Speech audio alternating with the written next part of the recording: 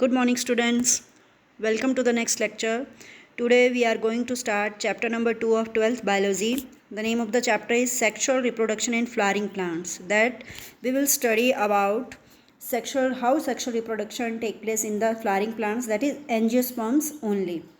There are some important highlights of this chapter. In this chapter we will study about flower and various parts of flower, then the various events and structures that participate or that take place before fertilization, that is known as a pre-fertilization. Then what is double fertilization. Then we will study about the post-fertilization, the structure involved in the post-fertilization, and the various events of post-fertilization. And then last topic is apomixis and polyamorone. So we are going to start. As you know that the main site of sexual reproduction is flowers. So plants do sexual reproduction because they have a special structure known as a flowers. As you know that flowers are the main attraction for the human being as well as other insects, because the relation between human and flower is since immemorial times. We enjoy the mirage of flower, we enjoy gazing at the flower, the scents and perfumes of the flower. But flower are not meant for the sightseeing or for the enjoying the scents and perfumes of flowers. There is a main motive or main function of flower is that is they are site of sexual reproduction in flowering plants. So in this chapter we will study about the morphology, structure and the process of sexual reproduction in flowering plant, that is angiosperm. So first of all we will revise about the various parts of flowers and the structure of the flower, because I am saying revision because you have studied about the flower in the class +1. So flower are the objects of aesthetic, ornamental, social, religious values, and human feeling are also expressed with the help of the flowers like love, affection, happiness, etc. So आपकी NCERT में एक बहुत ही easy question दे रखा है कि आपको 5 flowers कोई भी ऑर्नामेंटल वैल्यू जिनकी है वो कॉमनली आपके घर के आसपास जो कल्टीवेट होते हैं उनकी एक लिस्ट बनानी है 5 फ्लावर्स की ओनली. इसके अलावा आपने फ्लोरिकल्चर के बारे में सुना होगा. So the question is what is floriculture. Floriculture is the process of growing and cultivating flowers in the scientific way, जिसको आप दूसरे वर्ड्स में कह सकते हैं कि फ्लावर की खेती जो करते हैं उसको फ्लोरिकल्चर कहा जाता है. Then we will study about the various parts of flowers. इसकी डायग्राम आपने 11th में भी पढ़ी हुई है. देन 2 एसेंशियल पार्ट्स होते हैं फ्लावर में, 2 नॉन एसेंशियल पार्ट्स होते हैं. जो एसेंशियल पार्ट्स हैं that are the gynoecium and androecium, and non essential part हैं सेपल एंड पेटल. सेपल और पेटल डायरेक्ट रिप्रोडक्शन में पार्टिसिपेट नहीं करते हैं, इसलिए इनको नॉन एसेंशियल पार्ट कहा जाता है. और एंड्रोशियम और गाइनोशियम डायरेक्ट रिप्रोडक्शन में पार्टिसिपेट करते हैं, इसलिए ये एसेंशियल पार्ट हैं. Androecium is the whorl of stamens. जो फ्लावर के अंदर ग्रुप है स्टेमन का उसको एंड्रोशियम कहा जाता है. सो जो स्टेमन है उसका स्ट्रक्चर है फिलामेंट एंड एंथर. तो स्टेमन के बॉडी में ये 2 पार्ट्स होते हैं. एंथर जो टॉप वाला पार्ट है जो वर्टिसाइल होता है, और जो लॉन्ग स्टॉक है जो उस एंथर को फ्लावर की बॉडी से जोड़ रही है उसको फिलामेंट कहा जाता है. देन नेक्स्ट है gynoecium part. Gynoecium part is the female reproductive part. इसके 3 पार्ट्स हैं. Stigma that is a platform for landing the pollen grains, and then style that is a long tube which attaching the stigma to the ovary, and last is the swollen basal part of the gynoecium that is known as the ovary. Inside the ovary the various ovules grown or various ovules are stored inside it. So these are the important parts of flower.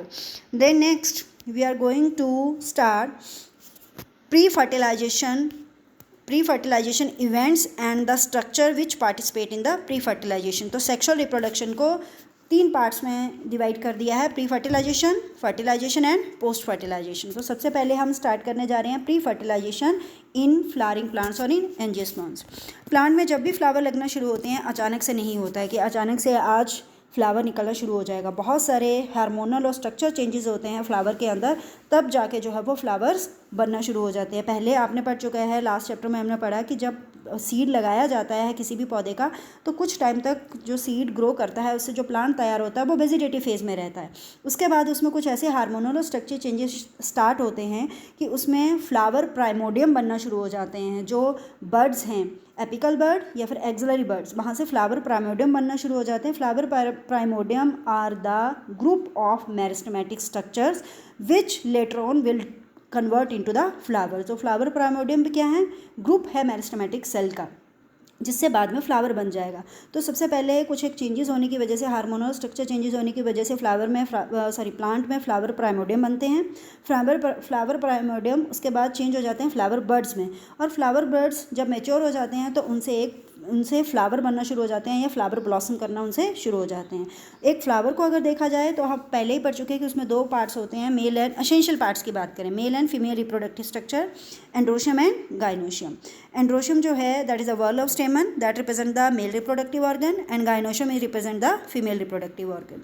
Then next we are going to study about first male reproductive organ that is known as a stamen, microsporangium and pollen grain. तो one by one हम stamen, microsporangium, pollen grain क्या है और ये कैसे mail reproductive structure है या कैसे पार्टिसिपेट करते हैं रिप्रोडक्शन में, उसके बारे में डिटेल करेंगे। अभी आप फिगर देख रहे हैं ये, तो इसमें दिखाया गया है कि एक जो स्टेमन है उसके 2 पार्ट्स होते हैं, एंथर जो टॉप वाला पार्ट है और फिलामेंट जो लॉन्ग स्टॉक है जो एंथर को फ्लावर के साथ जोड़ रही है। एंथर जो है वो फ्लावर के साथ फिलामेंट से जुड़ा होता है, वो फिलामेंट उसको सेपल से भी जोड़ सकता है, पेटल से भी जोड़ सकता है या थैलमस से भी, वो डिपेंड करता है कि उसकी अटैचमेंट कहाँ हो रही है, और इसके बेस पे स्टेमन की अलग अलग टाइप्स बन जाती हैं कि वो सेपल से जुड़ रहा है, पेटल से जुड़ रहा है या थैलमस से जुड़ रहा है। तो आपने 11th में ये सारी चीज़ें पढ़ ली हैं। एक बार आप मॉर्फोलॉजी इन फ्लावरिंग प्लांट जो चैप्टर था 11th में, वो आपने रिवीजन कर लेनी है उसकी। Then the long and cylindrical part is known as a filament and the terminal bilobed structure, यहाँ लिखा हुआ बायलोब्ड मतलब एंथर में 2 लोब्स होते हैं, that is called as a anther. The proximal end of filament is attach to thalamus और petal of flower. ये मैंने आपको पहले ही बता दिया कि फिलामेंट जो है वो पेटल से अटैच हो सकता है या फिर थैलमस से अटैच हो सकता है। इसके अलावा अगर आप अलग अलग फ्लावर्स के स्टेमन कलेक्ट करेंगे, अलग अलग वेराइटी ऑफ फ्लावर्स के स्टेमन कलेक्ट करेंगे, तो आपको अलग अलग तरह के स्टेमन दिखाई देंगे, अलग अलग तरह का उनका स्ट्रक्चर दिखाई देगा। तो आप माइक्रोस्कोप के नीचे उनको कलेक्ट करके 10 अलग तरह के फूलों को कलेक्ट करके उसके नीचे ऑब्जर्व कर सकते हैं जब आपकी रेगुलर क्लासेस स्टार्ट हो जाएंगी। उसके बाद है typical angiosperm anther is bilobed. पढ़ चुके हैं हम लोग कि एक एंथर के अंदर 2 लोब्स होते हैं और हर एक लोब में फिर से 2 कंपार्टमेंट्स या 2 लोब्स फिर से होते हैं या 2 चैम्बर फिर से होते हैं। तो एक एंथर के अंदर 2 लोब्स और हर एक लोब के अंदर 2 चैम्बर होते हैं, तो टोटल कितने चैम्बर हो गए? 4। So each lobe having the 2 theca, that's why they are known as a डाइथिकस।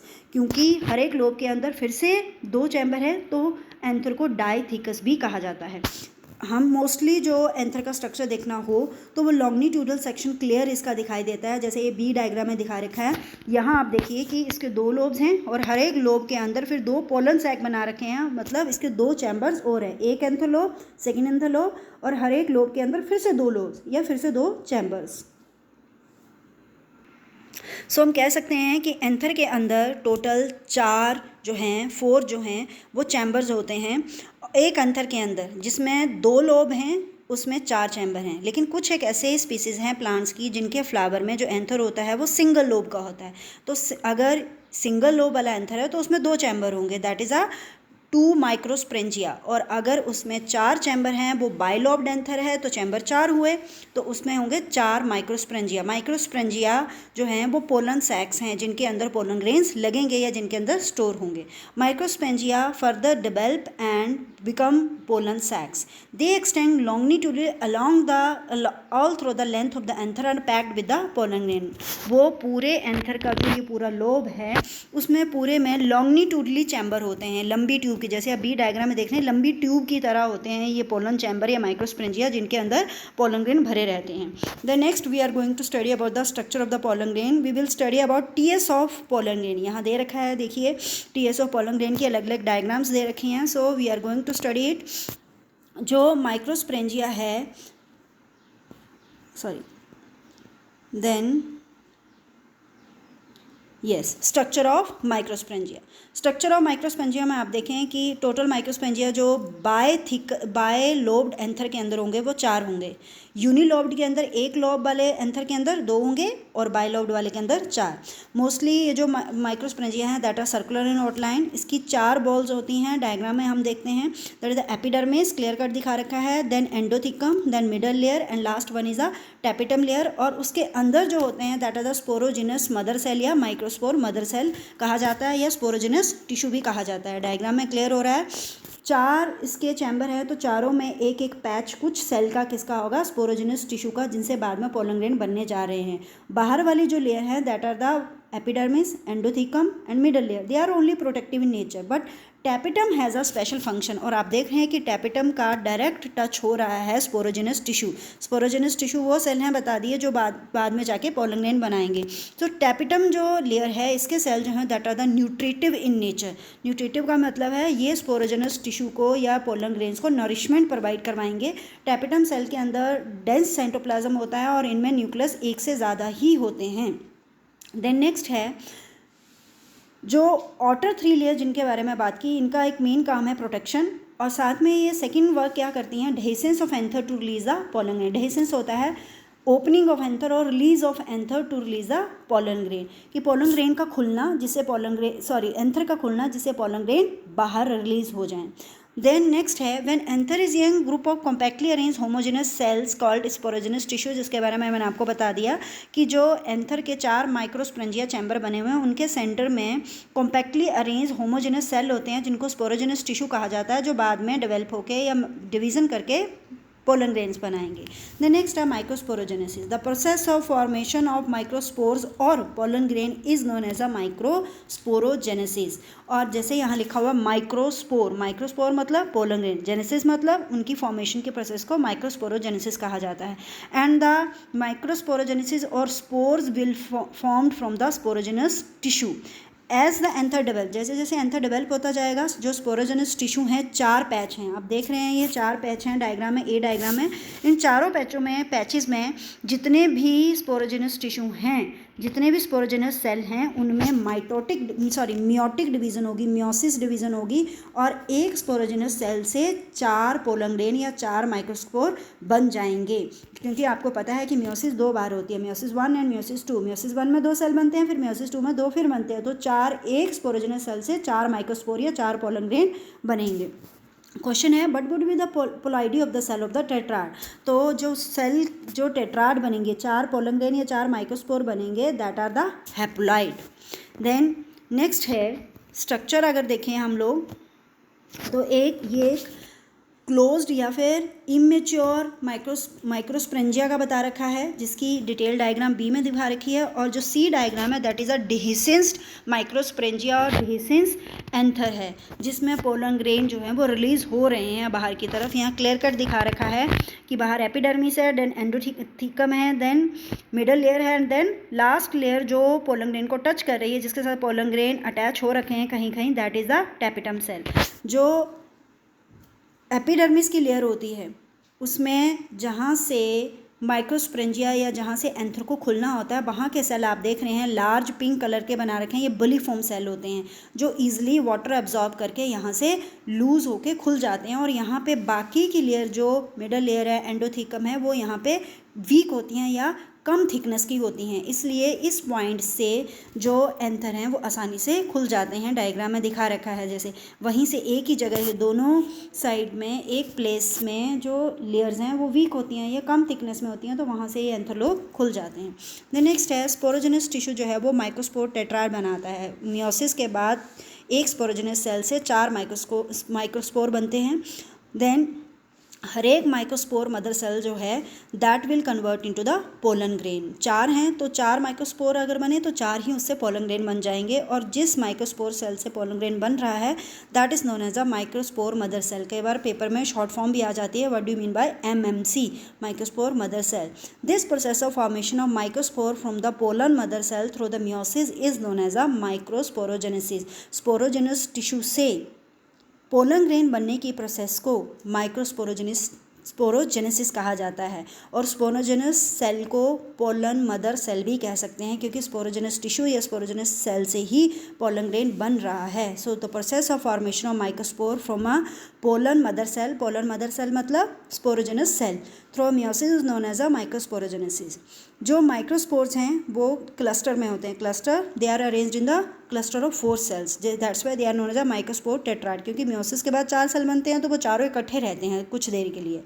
बाद में वो अलग अलग भी हो जाते हैं, जब पोलन ग्रेन रिलीज़ हो जाते हैं, एंथर से निकल जाते हैं, तो बाद में वो सिंगल सिंगल अलग अलग हो जाते हैं, लेकिन जब वो बनते हैं तो वो टेट्राड में होते हैं, चारों के चारों इकट्ठे इकट्ठे रहते हैं, तो that's why that is known as a microspore tetrad. जैसे जैसे एंथर मेच्योर हो जाता है उसका पानी सूखना शुरू हो जाता है, वो डिहाइड्रेट होना शुरू हो जाता है, और जो मैंने पॉइंट बताया जहाँ पे जो प्रोटेक्टिव लेयर थी वो वीक थी या कम थिकनेस में थी, और जहाँ वली फॉर्म सेल थे जो इजीली वाटर एब्जॉर्ब करते हैं और ब्रस्ट कर देते हैं यहाँ से एंथर को, तो यहाँ से एंथर जो है वो ओपन हो जाता है और पोलन ग्रेन्स बाहर आ जाते हैं, जिसको कहते हैं डिhiscence ऑफ एंथर, जैसा ये सी डायग्राम में दिखा रखा है। लिखा हुआ है कि as the anther mature and dehydrate microspore dissociate from each other and develop into pollen grains. Then inside each microsporangia several thousand of pollen grains are formed. एक माइक्रोस्पोरेंजिया के अंदर हज़ारों के हिसाब से पोलन ग्रेन बनते हैं, और बाद में जब डिhiscence ऑफ एंथर होती है तो सारे के सारे पोलन ग्रेन रिलीज़ भी होते हैं। तो हमने पढ़ा कि स्पोरोजिनस सेल से, जिसको पोलन मदर सेल भी कह सकते हैं, माइक्रोस्पोर्स बनते हैं, और माइक्रोस्पोर से मेच्योर होकर पोलन ग्रेन बनते हैं, और ये सारी प्रोसेस कहाँ हो रही है? माइक्रोस्पोरेंजिया के अंदर। उसके बाद हम डिटेल स्ट्रक्चर पढ़ेंगे पोलन ग्रेन का। Pollen grain represent the male gametophyte, जो एक्चुअल में मेल रिप्रोडक्टिव ऑर्गन है, या जिसको कह सकते हैं कि जो मेल गैमीट खुद को मेल गैमीट बता रहा है या मेल गैमीट की फॉर्म में रिप्रेजेंट कर रहा है, वो है पोलन ग्रेन।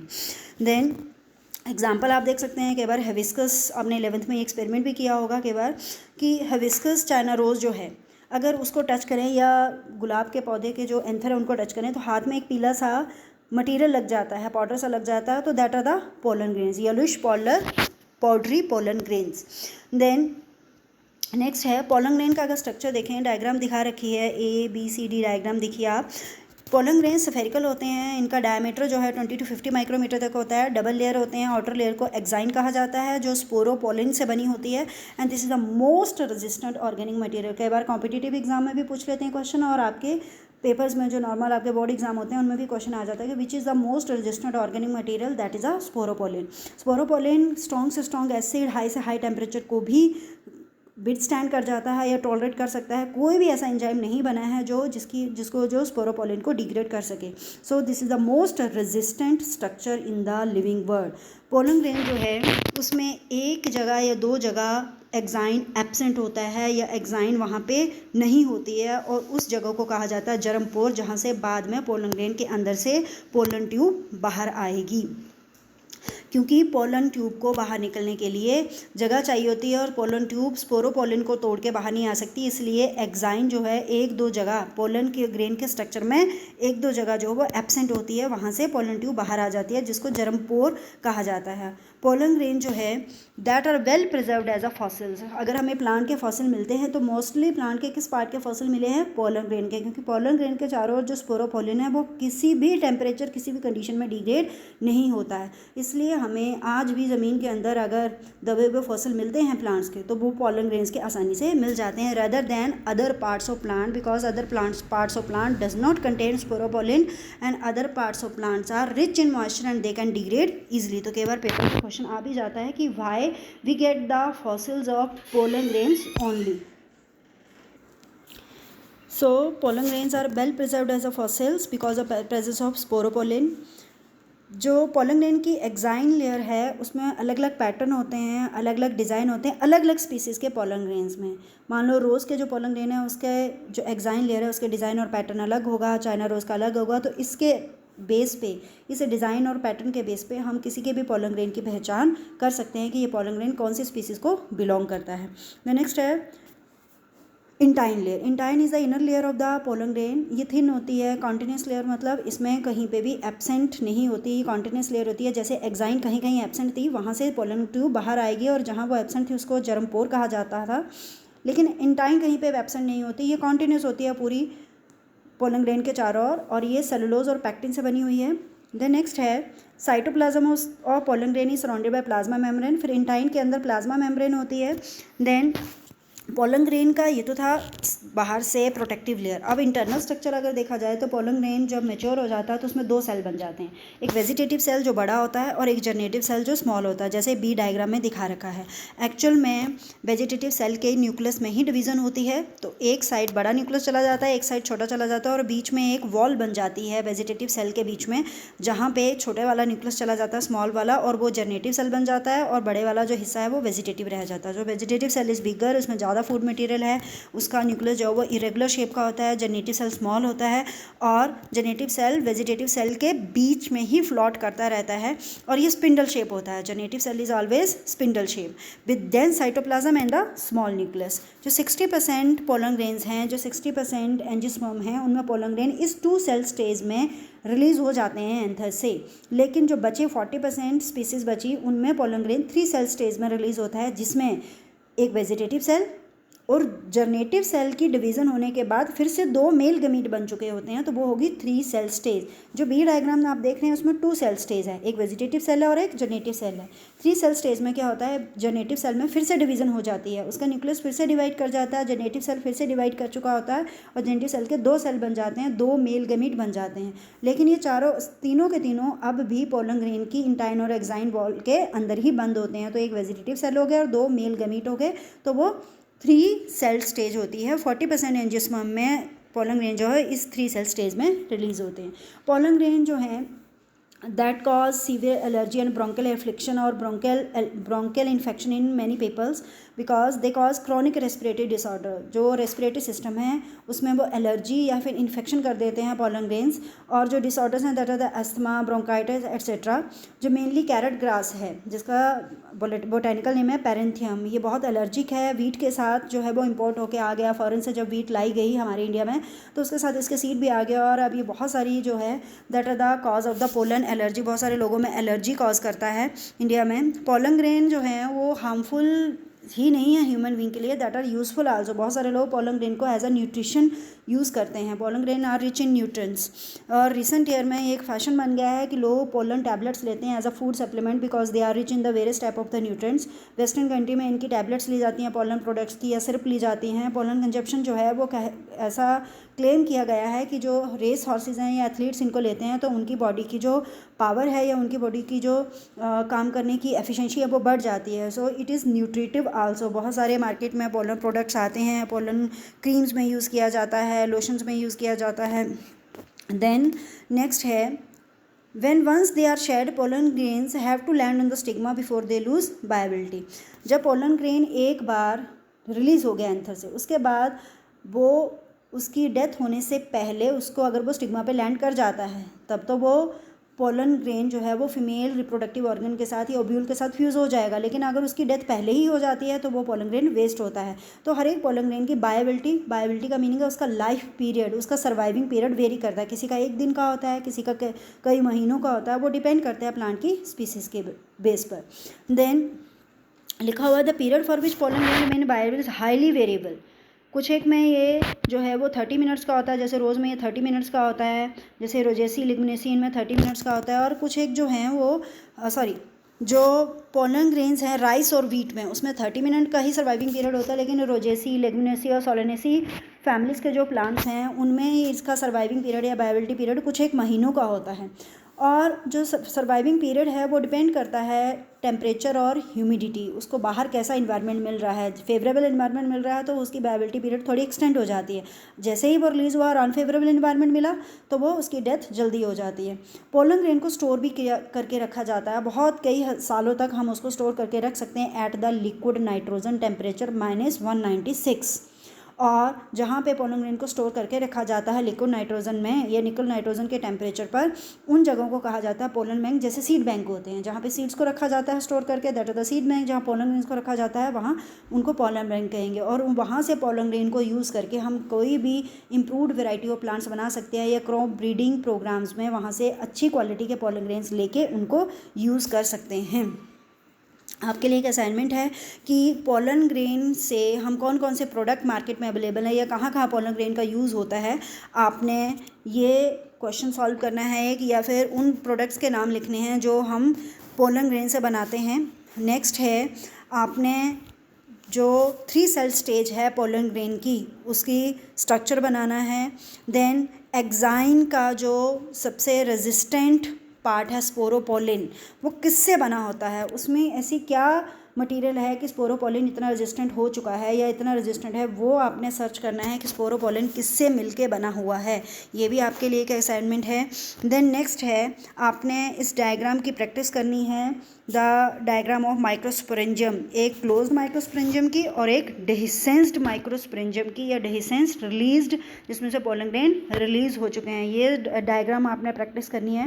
नेक्स्ट आपने 5 फंक्शन लिखने हैं टैपिटम के। आपको 2 या 3 मैंने यहाँ बता दिए हैं, 2 आपने और सर्च करने हैं। टैपिटम जो है वो जो पोलन ग्रेन के बीच में कलोज लेयर होती है, जिसकी वजह से वो एक दूसरे से जुड़े हुए हैं, या स्पोरोजिनस सेल या माइक्रोस्पोर टेट्राड जो बने, 4 सेल एक दूसरे से जुड़े हुए हैं due to the callose layer, उसको डिग्रेड करने के लिए जो एंजाइम है वो भी टैपिटम ही स्क्रीट करती है for the degradation of callose layer. तो ये आपने 5 फंक्शन जो है वो टैपिटम के लिखने हैं, 2 या 3 मैंने आपको बता दिए हैं। उसके अलावा आपने एग्जाम्पल लिखने हैं। बायलोब्ड एंथर किस प्लांट के फ्लावर में होते हैं, 2 एग्जाम्पल, और यूनिलोब्ड या सिंगल लोब वाले एंथर कौन से प्लांट में होते हैं, आपको 11th की बुक में इसका आंसर मिल जाएगा। So this is all for you. We have done the pre fertilization structure and events that take place in the sexual reproduction plants. हमने मेल रिप्रोडक्टिव स्ट्रक्चर के बारे में पढ़ा, पोलन ग्रेन के बारे में पढ़ा। कल हम फीमेल रिप्रोडक्टिव ऑर्गन या फिर पिस्टल, मेगास्पोरेंजियम या एम्ब्रियोसाइक के बारे में पढ़ेंगे। सो this is all for you. Thank you.